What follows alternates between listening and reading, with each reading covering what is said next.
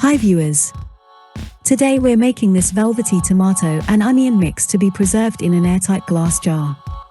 This tomato and onion mix will be readily available to be added to anything you cook that requires tomato and onion. It is also tasty enough to have with nachos, starch, bread, or anything you desire. You are going to need lots of fresh tomatoes. Rinse tomatoes and keep them in the freezer overnight. Grate your tomatoes into a bowl.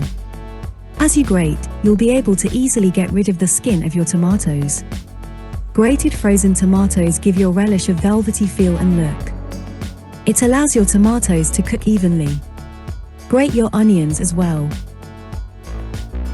You may chop or crush your garlic. Heat your olive oil in a wide pot.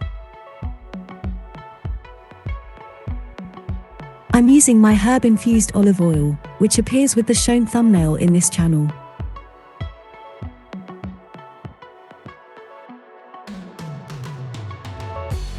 It is flavorful and you'll see that it makes even tomato relish look good. Add your onion into the pot and fry. Add salt and pepper. Once the onion is fried, remove it from the pot and add your grated tomato instead. Do not be tempted to rinse the pot. We need the flavor. Immediately throw the fried onion on top of the tomato. Right in the middle.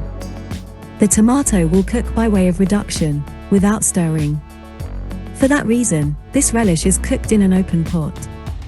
No lid. Only when the liquid is visibly reduced and the tomato is cooked, can you mix onion and tomato together. And voila! Thanks for watching. Please subscribe, like, share, and comment.